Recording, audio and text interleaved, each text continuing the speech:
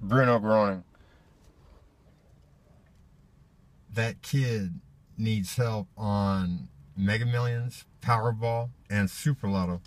On Mega, it's 5, 11, 13, 16, 23 with a Mega of 6. 17, 26, 27, 51, 70 with a Mega of 8. 42, 47, 48, 51, 53, 10 Mega. Powerball, 5, 6, 11, 13, 16, power 23, 32, 39, 40, 47, 51, power of 4, and down here, Super Lotto, 5, 6, 13, 15, 16, Mega 23, 4, 10, 14, 13, 39, Mega 26. And it's not like the kid in that picture wouldn't have been a millionaire, Bruno groaning, if he had played football. Straight up. What do you think, Jack Del Rio and Howie Long and every Raider fan and Raiderette across the nation? If I walk onto the Raiders and I'm 6'3", 235 pounds, and I've got jets. I've got a 4.67, about 40, kind of like Marcus Allen. Yeah, but I'm accelerating at 40, and I've had black Traxta, you know, niggas, okay, going, damn, that white boy can change gears. So, seriously, to all those famous people that I just mentioned, if I walk onto the Raiders and I can catch Tim Brown from behind, and I can lay devastating motherfucking hits that are in the top 2 of savage hitters at Notre Dame, straight up, Cedric Figaro or me, okay? And no one else is even close, okay? Yeah, that's where I'm going. Yeah, you can go like that. Cool. Maybe you can't see.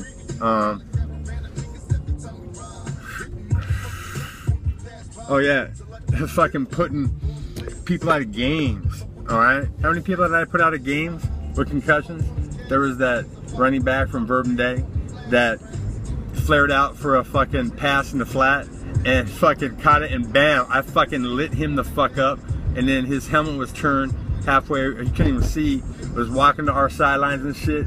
Done. Yeah, Dave Huckabee, straight up. Did other coaches at schools playing you design entire defenses to stop you?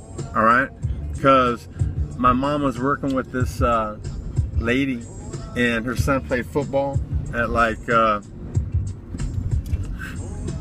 either Lincoln or that other black school that we played.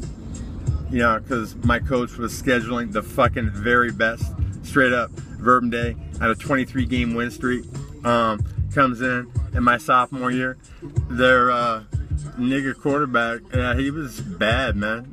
He played basketball at UCLA, I think, but when he hit open field, he was usually gone, and I tracked him down, boom, dropped him. Okay, it wasn't like an extended thing. I mean, I caught him immediately, because, you know, I was accelerating into him and shit. Explosiveness, Dave Huckabee, that you can't fucking replicate. You can only dream of, nigga, okay? Straight up. You can't land lead right hands. You can't even land any hands on a motherfucker that can't punch. Congratulations, David Mitchell. You know, if you had Scott Smith hands, homeboy, you would mop motherfuckers in the UFC up. And that's a fact, okay? If you had hands like Scott Smith and could stand there and bang, and you did pretty good against Dave Huckabee, you out-punched a puncher, and then, you know what, tapped him out. And I'll tell you what, dude, talk to DJ Roberson, because DJ couldn't fucking move me. I grabbed his fucking hand, couldn't get go, like, you know, he couldn't escape and shit, you know what I'm saying? So I let him go. Yeah, same thing with Mutt. There's a lot of pro fighters out there that, you know what, couldn't do a motherfucking thing to me, Dave Huckabee, on the ground. And since I've never seen you do shit on the ground, and you're always trying to punch. What the fuck is up with you trying to cover the fact that you didn't want to get fucking punched by me? Up with, you know what? Yeah, it's MMA, baby. Ground and pound, that's when you grew pussy lips, nigga. And straight up, Bruno Groner. What I would do if I won the lottery is I would immediately pay a professor in another country to validate stevia splits water into a natural gas. It's called split H2O. Water vanishes immediately, bursts, triples in size, blows tops off blenders. Straight up, you know what? We could have 50 fat ladies, you know, all on bicycles, pumping, okay? You know, like an exercise bike, generating enough energy to fucking push the blender that generated that kind of power. I mean, you know, there's lots of different ways they could do it. You know, Fred Flintstone cars. Maybe we have to fucking pedal a little bit to get it to start because it's not combustible. It doesn't fire up. But you know what?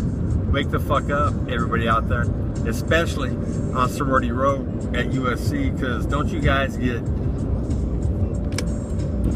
profiled as being stupid rich kids that if it wasn't for your mommies and daddies, that, you know what, you wouldn't fucking have survived Darwin's world, except for many, many, many of the beautiful ones that would have been taken as what, wives, sex slaves in Darwin's world, straight up.